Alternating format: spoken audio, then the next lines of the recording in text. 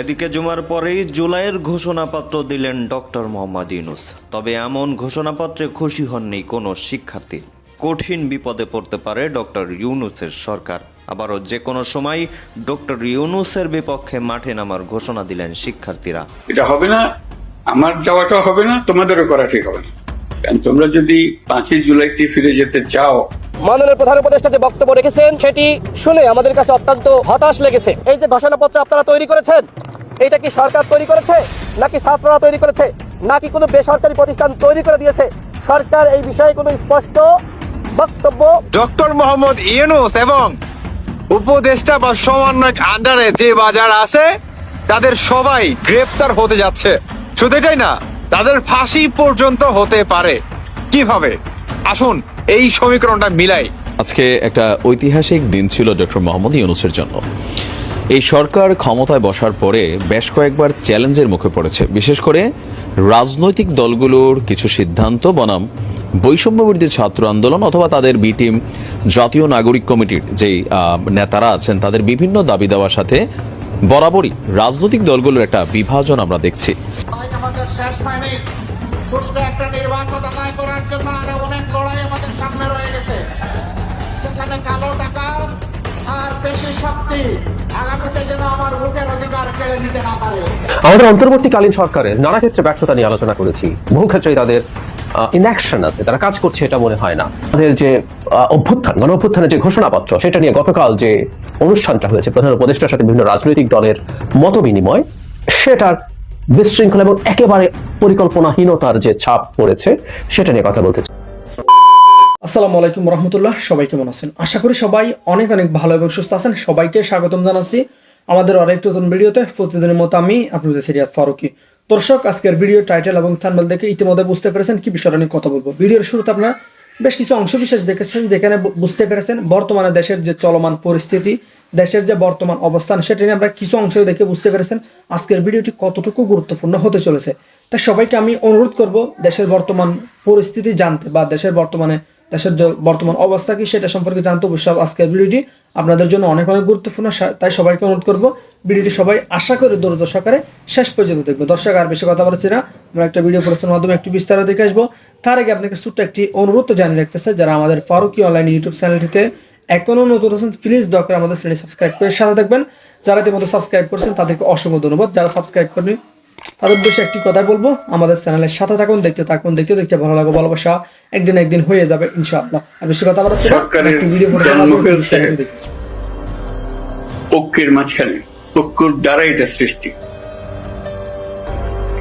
যখন আমরা নিজেরা কাজ করি, ওটা হঠাৎ দেখি একা পড়ে গেছে, আশেপাশে কেউ নাই আপনারা, তখন একটু দুর্বল মনে করি। যখন আবার সবাই একসঙ্গে হয় না, আপনারা আবার মনের মধ্যে সাহস আছে যে আমরা একতাবদ্ধ ভাবে আছি। একতাতেই আমাদের জন্ম, একতাতেই আমাদের শক্তি।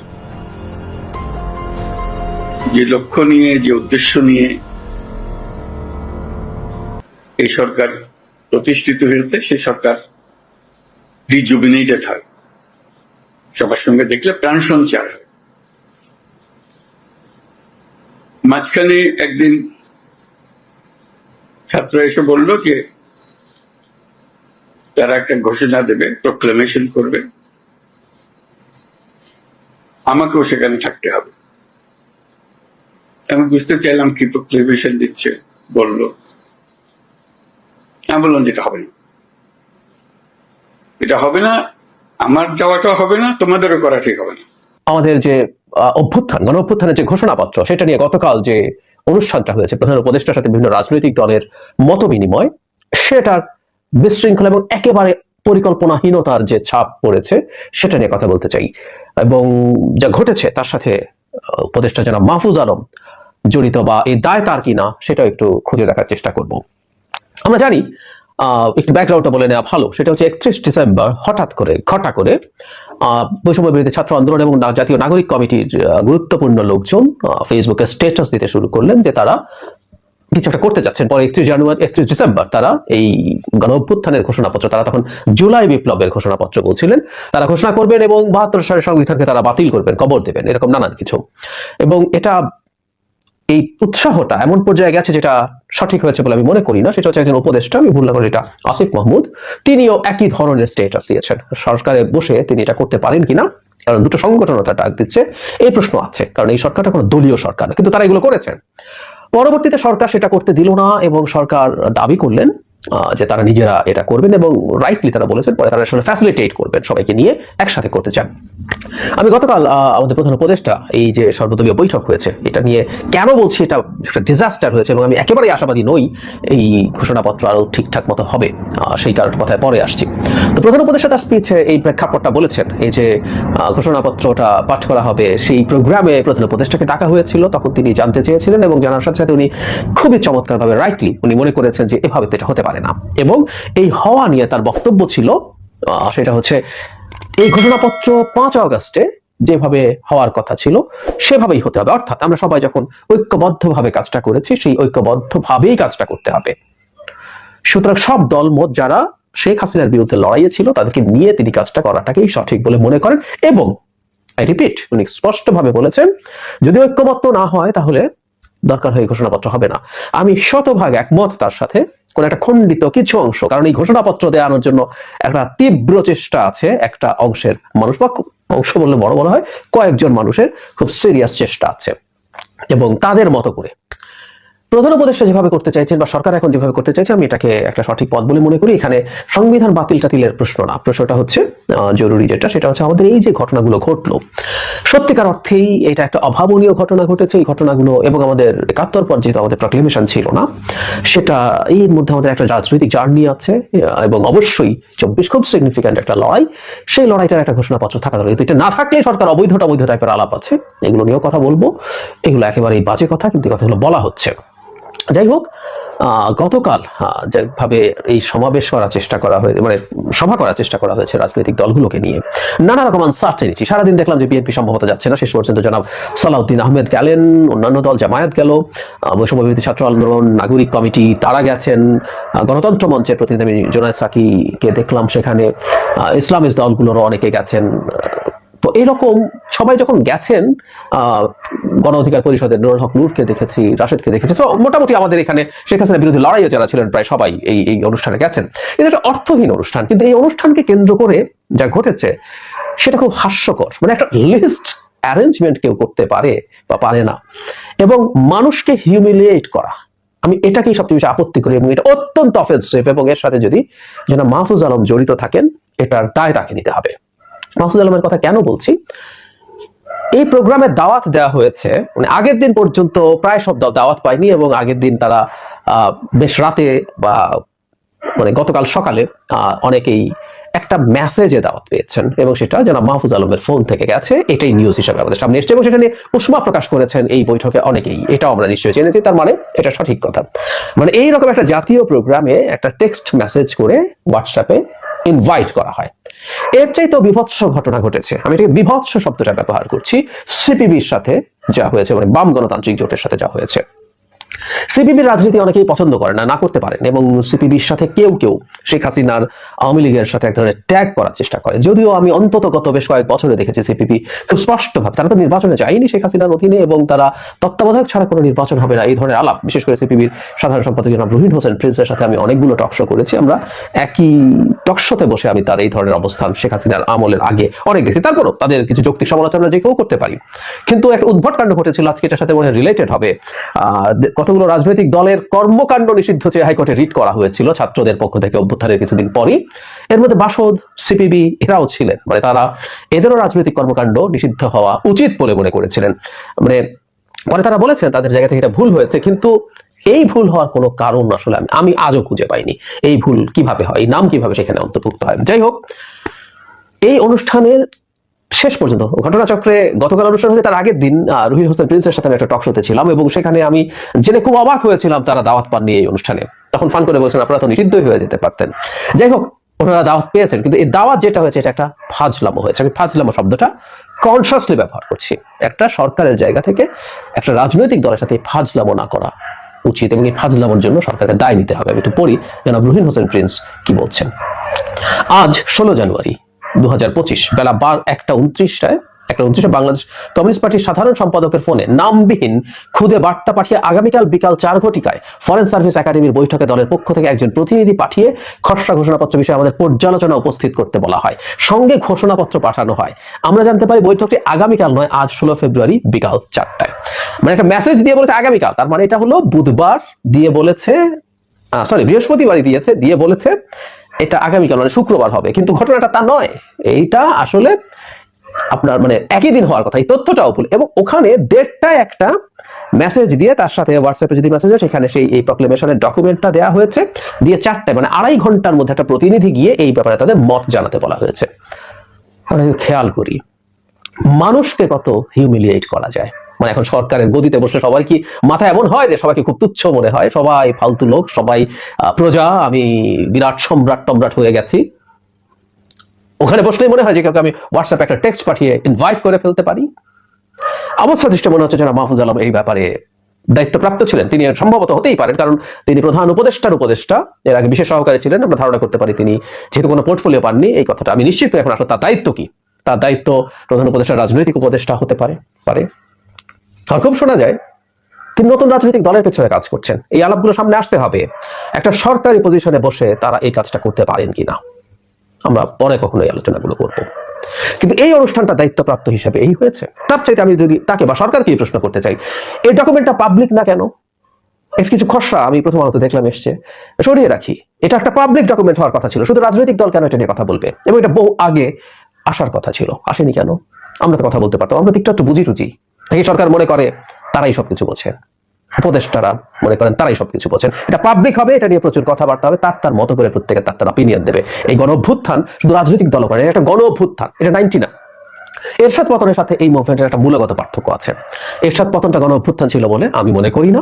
জনগণ শেষে এসে প্রায় বিজয় নিশ্চিত হওয়ার পর নেমেছে।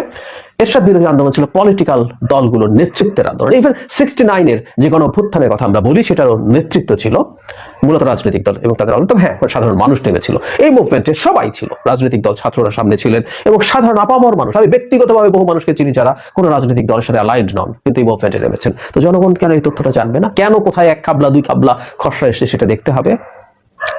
সেটা প্রত্যেকের কথা বলা যায় গেছে। এই ঘোষণাপত্র খুব সহজ বা ছোট ব্যাপার নয়, কোনোভাবেই নয়।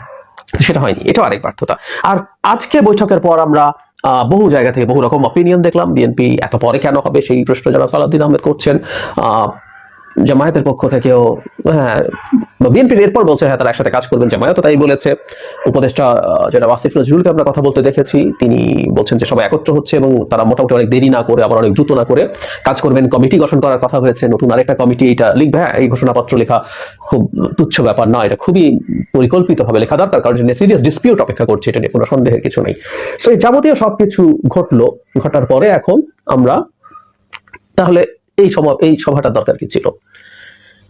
ব্যাপারটা অবস্থা দৃষ্টি এরকম মনে হতে পারে যে 15 তারিখের একটা আলটিমেটাম দিয়েছিল বৈষম্য বিরোধী ছাত্র আন্দোলন এবং জাতীয় নাগরিক কমিটি। তারা যখন 31 তারিখ পারে নাই, তারপর তারা সেই আলটিমেটাম দিয়েছে এর মধ্যে হতে হবে, তাহলে তারা নানান কর্মসূচি দেবে। সেই চাপেই কি সরকারকে এখানে একটা আইওয়াস করতে হলো? কারণ এমনিতেই কিছু হয় নাই। একটা ঘোষণাপত্র বিএনপির মহাসচিব 3 দিন আগে বলেছেন তার 1 বা 2 দিন আগে তারা এটা পেয়েছেন। তো সেটা যদি 1-2 দিন আগে পেয়ে থাকে, তোমার 4-5 দিন একটা ঘোষণাপত্র পড়ে তার দলের মধ্যে সিদ্ধান্ত নিয়ে নেওয়া যায়? এটা অনেক সিরিয়াস ব্যাপার।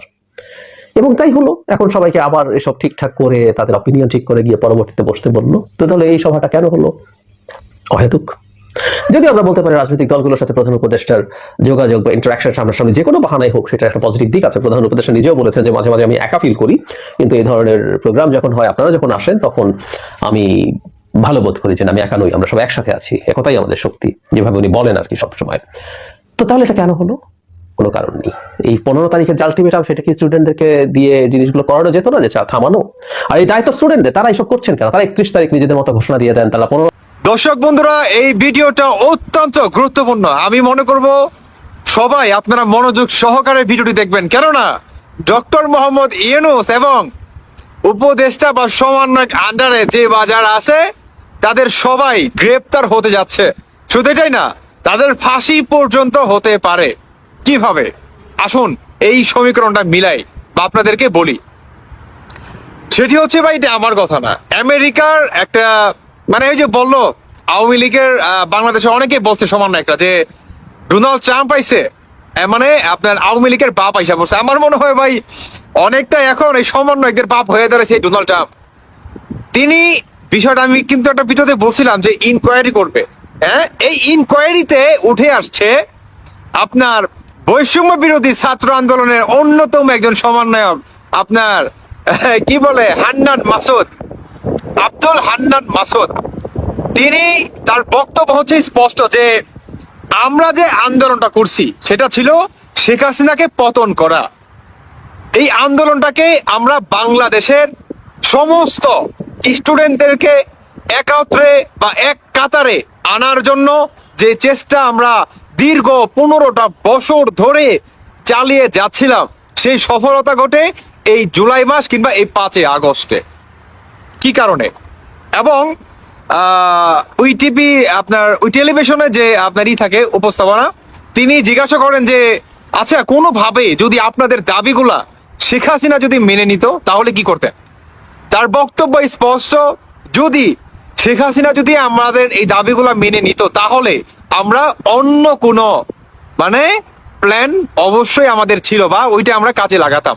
মানে কোনো না কোনো ভাবে শেখ হাসিনাকে কিভাবে উস্কে দেওয়া যায় বা শেখ হাসিনার আপনার যে বড় বড় যারা নাকি আপনার মানে আর কি হাইব্রিড নেতাকর্মীরা ছিল তাদেরকে কিভাবে উস্কে দেওয়া যায় এবং উস্কে তাদেরকে কিভাবে পদত্যাগ করানো যায় বা বাংলাদেশের প্রতিটি শ্রেণীর মানুষকে এক কাতারে আনা যায়, এই ক্ষেত্রে কিন্তু এই সমন্বয়টা কিন্তু আপনার হয়।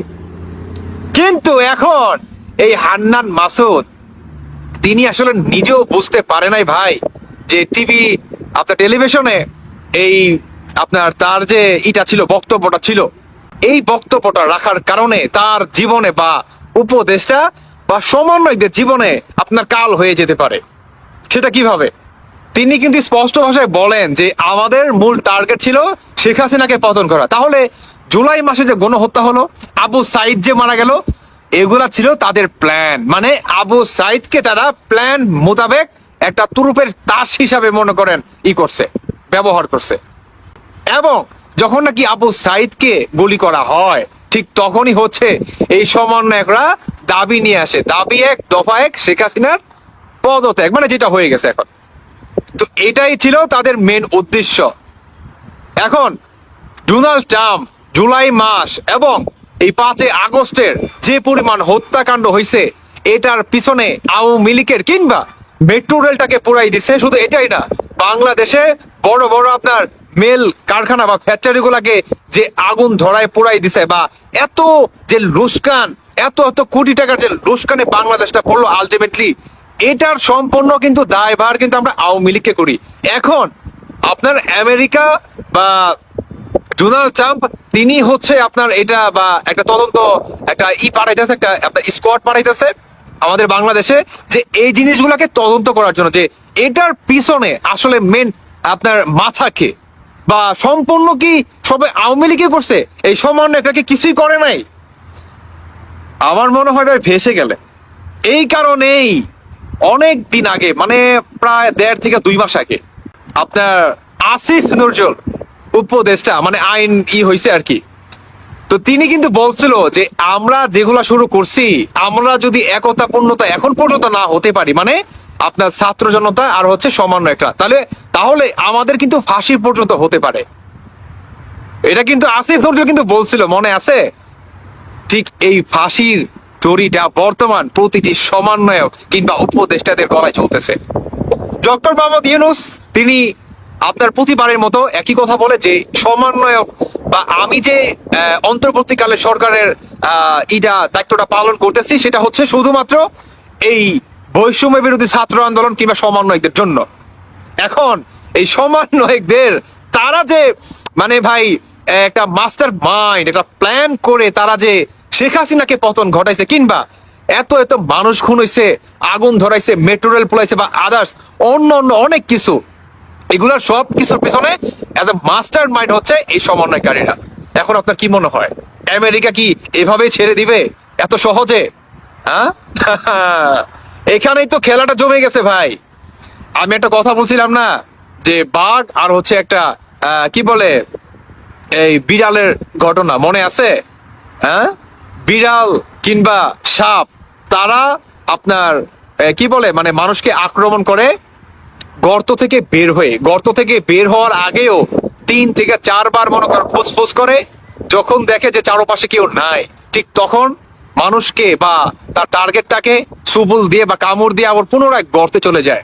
এই সমন্বয়কদের অবস্থা হচ্ছে ঠিক একই। দেখেন, উইরা আইসা জুইরা পাখি কখনো দীর্ঘস্থায়ী ভাবে বসতে পারে না। কেমন? আওয়ামী লীগ আর বিএনপি হচ্ছে বাংলাদেশের কোটি কোটি মানুষের ভালোবাসার মাধ্যমে। শুধু এটাই না, আপনারা এই আওয়ামী লীগকে বাদ দিতে চান। 1971 সালে এই আওয়ামী লীগ ছিল স্বাধীনতার দিক দিয়ে অন্যতম একটা দল। আপনারা এই দলটাকে বাদ দিতে চান। শুধু এটাই না, 1971 সালের রিসেট বাটন চিপ দিয়ে সমস্ত কিছু শেষ করে দিয়ে এই সমন্বয়কারীরা যারা নাকি বর্তমান বাংলাদেশের আপনার হিরো হইছে, মানে বিলেন থেকে হিরো হইছে মানুষদের চোখে, কিন্তু আস্তে আস্তে তারা যে বিলেন, অরিজিনাল যে তারা বিলেন, এটা মানুষের চোখে কি উন্মুক্ত হইতেছে। আরো হবে। এখন আমেরিকার কথা হচ্ছে, সমন্বয়কারীরা ফার্স্টে আন্দোলন করলো কুঠা নাম মেধা, কিন্তু তারা কি চাইলো যে আমরা সরকারি মানে যোগ্যতা অনুযায়ী একটা সরকারি চাকরি মানে কুঠার মাধ্যমে, এই কুঠা নাম মেধা তারা মানে কুঠাটাকে সরিয়ে দেওয়ার জন্য। এখন আমেরিকা আপনার ডোনাল্ড ট্রাম্প আসতে না আসতেই তিনি বললেন, আরে বাংলাদেশে আন্দোলন হইলো কুঠা না মেধা, বর্তমান যে এই সমন্বয় কিংবা অন্তর্বর্তীকালের সরকার যে হইছে, আমাদের বাংলাদেশের সংবিধানে তো নাই। আমাদের বাংলাদেশের আপনার কি বলে এই সংস্কার কাজ আছে কিংবা আইন আছে, আপনার আগের মতোই আছে, মানে সবকিছু আগের মতোই আছে। তারা তো অবৈধ, কিংবা এই সমন্বয়কারীরাই তো অবৈধ। তারা চাইছিল আপনার মেধা, কিন্তু তারা বর্তমান হয়ে গেছে বাংলাদেশের সরকার। তাহলে কোন কোঠার মাধ্যমে হইলো? ফাঁসছে কিনা? আরো অনেক কারণ আছে ভাই, যদি বলি 1 ঘন্টা পার হয়ে যাবে। আমি আর 1 মিনিট কথা বলে রেখে দিব। সেটি হচ্ছে, এই সমন্বয়কারীরা এরা বর্তমান যে সরকারের আন্ডারে বসছে কিংবা ডক্টর মোহাম্মদ ইউনূস বসছে বা যারা বসছে, সবাইকে একত্রে বিচারের কাঠগড়ায় দাঁড়াতে হবে অতি শীঘ্রই। যে কিছু আহাম্মক, বাংলাদেশে কিছু আহাম্মকের দল আছে, যে আহাম্মকের দল বলার চেষ্টা করেন যে শেখ হাসিনা পালিয়ে গেছে। তো যেই আহাম্মকের দলেরা এই কথা বলেন যে শেখ হাসিনা পালিয়ে গেছে, সে আহাম্মকের দলের উদ্দেশ্যে 2-1টি কথা বলতে চাই। প্রিয় আহাম্মকের দল, শোনেন, শেখ হাসিনা ভারতে কিভাবে গিয়েছেন এবং কিভাবে আছেন। শেখ হাসিনা ভারতে রাষ্ট্রীয় অতিথি হিসাবে, প্রধানমন্ত্রী হিসাবে, রাষ্ট্রীয় অতিথি হিসাবে শেখ হাসিনা ভারতে আছেন। আর শেখ হাসিনা ভারতে কিভাবে গিয়েছেন? শেখ হাসিনা ভারতে গিয়েছেন সেনাবাহিনীর একটি বিমানে করে, সেনাবাহিনীর প্রটোকলে উনি ভারতে গিয়েছেন। সেনাবাহিনী তাদের নিজস্ব বিমানে করে ওনাকে ভারতে নিয়ে গেছেন। আর এসএসএফ, বাংলাদেশের যে এসএসএফ আছে, স্পেশাল সিকিউরিটি ফোর্স, সেই স্পেশাল সিকিউরিটি ফোর্স প্রধানমন্ত্রীকে প্রটোকল দিয়ে, গণভবন থেকে প্রধানমন্ত্রীকে প্রটোকল দিয়ে সেনাবাহিনীর নিজস্ব বিমানে করে প্রটোকল দিয়ে ভারতে নিয়ে গিয়েছেন। কারণ এটা এসএসএফ এর দায়িত্ব, একজন প্রধানমন্ত্রী হিসাবে একজন প্রধানমন্ত্রীকে এসএসএফ হিসাবে প্রটোকল দেওয়া, এটা এসএসএফ এর দায়িত্ব। এসএসএফ সেই দায়িত্ব পালন করেছে, একজন প্রধানমন্ত্রীকে ভারতে নিয়ে গিয়েছেন, তাদের প্রটোকল দিয়ে তাদের দায়িত্ব তারা পালন করেছেন। এই আহাম্মকের দলেরা যদি এসএসএফ যদি প্রটোকল দিয়ে সেনাবাহিনীর বিমানে করে যদি প্রধানমন্ত্রীকে ভারতে নিয়ে যায়, তাহলে পালিয়ে যায় কিভাবে? কত জন বহর নিয়ে সেনাবাহিনীর নিজস্ব প্রটোকলে উনি ভারতে গিয়েছেন। এটা একজন প্রধানমন্ত্রীকে প্রটোকল দেওয়া, নিরাপত্তা দেওয়া, এটা এসএসএফ এর দায়িত্ব, সেনাবাহিনীর দায়িত্ব, সেটা সেনাবাহিনী দিয়েছে। এখন এখন আসেন, আলোচনায় আসেন, যে ধরেন আপনার বাড়িতে আপনার নিরাপত্তা কর্মীরা আছে, আপনার নিরাপত্তা নিয়োজিত আপনার নিরাপত্তা কর্মীরা আছেন। এখন আপনার বাড়িতে একদল জঙ্গি বা একদল ডাকাত ঢুকলো আপনাকে মেরে ফেলার জন্য, আপনাকে হত্যা করার জন্য। তখন আপনার সেই নিরাপত্তা কর্মীদের দায়িত্ব কি? আপনার সেই নিরাপত্তা কর্মীদের দায়িত্ব হচ্ছে আপনাকে রক্ষা করা, আপনাকে প্রোটোকল দেওয়া, আপনাকে সেফ রাখা। একইভাবে বাংলাদেশে যে কাজটি হয়েছে, যে বাংলাদেশে একদল জঙ্গি ডাকাত সন্ত্রাসী গোষ্ঠী ইউনূসের লেলিয়ে দেওয়া এই জঙ্গি বাহিনী শেখ হাসিনাকে হত্যা করার জন্য গণভবনে হত্যা করতে চেয়েছিল, যার নজির আমরা দেখেছি যে গণভবনে বিভিন্ন জায়গায় আক্রমণ করা হয়েছে। তাকে হত্যা করার জন্য এই জঙ্গিরা, এই ডাকাতরা গণভবনে হামলা করেছে। তো এসএসএফ ছিল শেখ হাসিনার নিরাপত্তা রক্ষার দায়িত্বে, প্রধানমন্ত্রীর নিরাপত্তা রক্ষার দায়িত্বে। এসএসএফ তাকে রক্ষা করার জন্য তাকে ভারতে নিয়ে গিয়েছে। এটা পালিয়ে যায় কিভাবে? এই আহাম্মকের দলেরা এটা পালিয়ে যায় কিভাবে? সেনাবাহিনী ডাকাতদের হাত থেকে, জঙ্গিদের হাত থেকে রক্ষা করার জন্য একজন প্রধানমন্ত্রীকে তার স্থান পরিবর্তন করে আরেক জায়গায় নিয়ে গিয়েছে। এটা পালিয়ে যাওয়া হয় কিভাবে? তো দিন যখন ডাকাত দল যখন কারো বাড়িতে যখন আঘাত করে, কারো বাড়িতে যখন দখল করে, তখন রাতের আধারে যখন হামলা করে ডাকাতি করার জন্য যায়, তখন বাড়ির মালিক ভীত সন্ত্রস্ত থাকে। তখন তার যে কেয়ারটেকাররা থাকে বা নিরাপত্তা দায়িত্বে যারা থাকে তারা তাকে রক্ষা করে। আবার যখন সূর্যের আলো উদিত হয়, তখন ডাকাতরা পালিয়ে যায়, বাড়ির মালিক আবার বাড়িতে চলে আসে। একইভাবে এই বাংলাদেশে থেকে ইউনূস গং ডাকাত জঙ্গিরা ভোরের আলো ইনশাল্লাহ ফুটবে, পালিয়ে যাবে। শেখ হাসিনা প্রধানমন্ত্রী হিসাবে প্রধানমন্ত্রী বাংলাদেশে আসবে ইনশাল্লাহ। সেই সময় পর্যন্ত সকলে অপেক্ষা করুন। জয় বাংলা, জয় বঙ্গবন্ধু। শেখ হাসিনাতে আস্থা। আহাম্মকের দলেরা, শেখ হাসিনা পালিয়ে যায়নি। আলোচিত জুলাই অভ্যুত্থানের ঘোষণাপত্র বা প্রোক্লেমেশন অফ জুলাই, যেটা নিয়ে আপনারা জানেন যে গেল 31শে ডিসেম্বর থেকে আনটিল গতকালকে পর্যন্ত নানান নাটকীয়তা দেখেছে। প্রথমে সরকার এক ধরনের স্টেটমেন্ট দিল, ছাত্ররা যখন শহীদ মিনারে ডাক দিয়ে ফেললো যে তোরা তাড়াতাড়ি আয়, এরপরে দেখলাম সরকার বললো যেটা আমরাই ঘোষণা করবো। তো নানান নাটকীয়তার পরে 14 থেকে 15 জানুয়ারি সর্বশেষ আলটিমেটাম ডেট ছিল, কিন্তু সরকার শেষ মুহূর্তে এসে ছাত্রদেরকে বলল যে দেখো সবার সাথে আলোচনা করতে হবে, কারণ এটা তোমাদের ব্যক্তি চাহিদা হইলে হবে না, সর্বদলের সম্মতি লাগবে। তো গতকালকে বৈঠক হলো। তো বৈঠকের পর জুলাই অভ্যুত্থানের ঘোষণাপত্রের একটা খসড়া কপি সামনে এসেছে। তো এই ঘোষণাপত্র আসলে কে লিখেছেন এটা নিয়ে এখন পর্যন্ত ওইরকম কিছু জানা যায়নি। তো আমরা আজকে একটু আলোচনা করি যে কি আছে এই ঘোষণাপত্রে। আপনারা নিশ্চয়ই অনেকেই জানতে আগ্রহী আছেন। জুলাই গণঅভ্যুত্থান ঘোষণাপত্রের খসড়া মানে রাফ থাকে না, যে ফাইনাল করার আগে একটা রাফ করা হয়, ওইটা হচ্ছে এরকম যে এই ভূখণ্ডের মানুষের স্বাধীনতা অর্জনের জন্য যুগের পর যুগ সংগ্রামের প্রসঙ্গ, এছাড়া পাকিস্তান আন্দোলনের মাধ্যমে ব্রিটিশ ঔপনিবেশিক শাসন থেকে 1947 সালে স্বাধীনতা অর্জন, মানে ব্রিটিশদের হাত থেকে মুক্তি, 1971-এ রক্তক্ষয়ী মুক্তিযুদ্ধের মাধ্যমে বাংলাদেশ স্বাধীন হওয়ার কথাও এখানে তুলে ধরা হয়েছে। এরপর বিভিন্ন প্রেক্ষাপট তুলে কিভাবে সোজা চলে আসছে 24-এ, কিভাবে ছাত্র জনতার উত্তাল গণবিক্ষোভ গণঅভ্যুত্থানে রূপ নিয়েছে এবং সাবেক প্রধানমন্ত্রী শেখ হাসিনা পদত্যাগ করে ভারতে পালিয়ে যান, সেই প্রসঙ্গও আছে।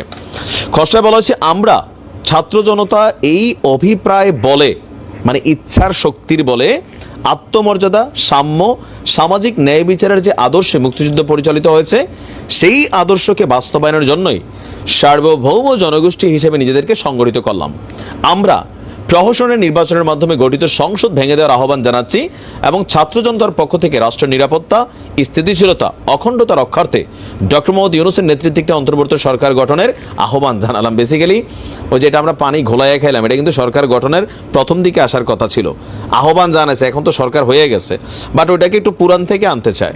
সুশাসন, সুষ্ঠু নির্বাচন এবং ফেসিবাদী ব্যবস্থার পুনরাবৃত্তি রোধ নিশ্চিত করার জন্য অন্তর্বর্তী সরকার প্রয়োজনীয় সংস্কার সম্পন্ন করবে, এই অভিপ্রায় ব্যক্ত করলাম। এগুলো 6 মাস আগের কথা, বাট আমরা এখন দেখতে পাচ্ছি যেটা কাগজে আকারে আসছে। তো বলা হচ্ছে 1972 সালের সংবিধান সংশোধন বা প্রয়োজনে বাতিল করার অভিপ্রায় ব্যক্ত করলাম। রাইট, এইখানে এসে ছাত্রদের যে ইস্যুটা এখানে একটু কিন্তু চেঞ্জ হয়ে গেছে। ছাত্রদের বক্তব্য কি ছিল যে 72-এর সংবিধান ফেলে দিতে হবে, কিন্তু এখানে বলা হয়েছে যে 1972 সালের সংবিধান সংশোধন বা প্রয়োজনে বাতিল করার অভিপ্রায় ব্যক্ত করলাম। শব্দগত ইস্যু, ফ্যাক্ট। বিএনপি বারবার বলছে সংশোধন করো, ঝামেলা থাকলে সংবিধান সংশোধন হয়েছে এর আগে 15 বার, আবার হবে, কিন্তু বাতিল, প্রয়োজনে বাতিল শব্দটা বুঝছেন? আচ্ছা, তো জুলাই অভ্যুত্থানকালে আওয়ামী লীগ কর্তৃক সংগঠিত হত্যা, মানবতা বিরোধী অপরাধ, রাষ্ট্রীয় সম্পত্তি লুটপাটের অপরাধগুলোর উপযুক্ত বিচার করা হবে, তারা ইচ্ছা প্রকাশ করছে। আরো বলা হয়েছে, এই ঘোষণা করলাম 72 এবং 11 কালের রাজনৈতিক বন্দোবস্তের পরিবর্তন ঘটানোর জন্য একটি নতুন জনতন্ত্র, যেটা গণতন্ত্র ছিল এটা জনতন্ত্র প্রয়োজন, যা রাষ্ট্রে নিপীড়ন, শোষণ, বৈষম্যের অবসান ঘটাবে এবং দেশের তরুণ সমাজের যে প্রত্যাশা সেটাকে ধারণ করতে পারবে। আমরা এই ইচ্ছা ব্যক্ত করলাম যে এই ঘোষণাপত্রকে উপযুক্ত রাষ্ট্রীয় এবং সাংবিধানিক স্বীকৃতি দিতে হবে। তো এগুলো সবই ঠিক আছে, আমার কাছে মনে হচ্ছে যেটা খসড়া চলে আসছে এইখানে আর কারোর কোনো দ্বিমত থাকবে না। তাহলে প্রশ্ন হচ্ছে, আমরা শুনছিলাম যে আওয়ামী লীগকে নিষিদ্ধ করা, এইটার মধ্যে আমরা তো এটা দেখতে পেলাম না। বাকি যা আছে এগুলো সব দল একমত হয়েছে গতকালকে, এই কারণে আমি বুঝতে পারছি, এখন বুঝতে পারছি কেন একমত হয়েছে। এখানে আওয়ামী লীগ নিষিদ্ধের কোনো দাবি ছিল না, শুধু এখানে বিচার আব্বা বলা হয়েছে। আবারও বলি, আওয়ামী লীগ সরকার কর্তৃক সংগঠিত গণহত্যা, মানবতা বিরোধী অপরাধ, রাষ্ট্রীয় সম্পত্তি লুটপাটের অপরাধগুলোর উপযুক্ত বিচার করা হবে। কিন্তু আপনার তো এখানে ছাত্রদের যে বক্তব্যগুলো ছিল আওয়ামী লীগের রাজনীতি নিষিদ্ধকরণ নিয়ে, তার মানে এই খসড়াপত্রে এটা উজ্জ্বল হয়েছে বা সামহাও এটা বাতিল হয়েছে বা এখানে অ্যাড করা হয় নাই, অথবা এটা তাদের অন্য দাবি, যে কি বলা হয়েছে একটা সংগঠন বা ব্যক্তি দল হিসাবে। তো গতকালকে এই কারণেই সবগুলো দল প্রায় একমত হয়েছে। আপনার মতামত জানাবেন কমেন্ট সেকশনে, আর আমাদের চ্যানেলটিতে এখন নতুন থাকলে অবশ্যই চ্যানেলটি সাবস্ক্রাইব করে সাথে থাকবেন। আর কে কোথা থেকে আজকের ভিডিওটি দেখেছেন অবশ্যই দ্রুত কমেন্টে জানিয়ে ফেলুন। ধন্যবাদ সবাইকে। আল্লাহ। শেখ হাসিনা ও জয়ের ডলার পাচারের অভিযোগ অনেকটাই সত্য বলছেন দুদক চেয়ারম্যান। সাবেক প্রধানমন্ত্রী শেখ হাসিনা ও তার ছেলে সজীব ওয়াজেদ জয়ের বিরুদ্ধে যুক্তরাষ্ট্রে $300 মিলিয়ন পাচারের অভিযোগ অনেকটাই সত্য, একথা জানিয়েছে দুর্নীতি দমন কমিশনের দুদক চেয়ারম্যান ডক্টর মোহাম্মদ আব্দুল মোমেন। বলেছেন, তাদের বিরুদ্ধে তদন্ত করে ব্যবস্থা নেওয়া হবে। রোববার 22 সেপ্টেম্বর বিকেলে প্রথম গণমাধ্যম কর্মীদের সঙ্গে মতবিনিময় সভায় দুদক চেয়ারম্যান এসব কথা বলেন। সাংবাদিকদের সাথে মতবিনিময়ে দুদক চেয়ারম্যান বলেন, এ সময় দুদকের বিরুদ্ধে নানান অভিযোগ যৌক্তিক জানিয়ে প্রভাব মুক্তভাবে স্বচ্ছ তদন্ত করার প্রতিশ্রুতি দেন দুদক চেয়ারম্যান। টানা 15 বছর ক্ষমতাকে কুক্ষিগত করে দেশকে দুর্নীতির এক স্বর্গরাজ্য গড়ে তুলেছিলেন আওয়ামী লীগ সরকার। দলের প্রভাব কাটিয়ে বিভিন্ন প্রকল্প ভাগিয়ে নিয়ে দুর্নীতি আর টাকা পাচারের প্রতিযোগিতায় নেমেছিল আওয়ামী লীগের তৃণমূল নেতাকর্মী থেকে শুরু করে হাইকমান্ড পর্যন্ত। গণ অভ্যুত্থানে সাবেক শেখ হাসিনার পতনের পর তাদের দুর্নীতি ফিরিস্তি বের হচ্ছে প্রতিদিনই। তাদের দুর্নীতির এই মহাযজ্ঞে সাবেক প্রধানমন্ত্রী শেখ হাসিনা ও তার ছেলে সজীব ওয়াজেদ জয়ও পিছিয়ে নেই। দেশ থেকে $300 মিলিয়ন যুক্তরাষ্ট্রে পাচার অভিযোগ রয়েছে তাদের বিরুদ্ধে। বিষয়টি আমলে নিয়ে তদন্ত শুরু করেছে দুদক। সবাই সাংবাদিকদের এই সংস্থার নানান অনিয়ম সংস্থাকে কুক্ষিগত করাও কর্মকর্তাদের দুর্নীতির বিষয়টি সামনে এনে নতুন কমিশনের অবস্থান জানতে চাইলে কমিশনাররা বলেন, কারো ভয়ভীতি দুদকের তদন্ত প্রভাবিত করতে পারবে না বলে জানান কমিশনার ব্রিগেডিয়ার জেনারেল অব হাফিজ আহমেদ ফরিদু, কমিশনার মিয়া মোহাম্মদ আলী আকবর। দর্শক ভিডিওটি ভালো লাগলে অবশ্যই শেয়ার করে দিবেন। ধন্যবাদ সবাইকে।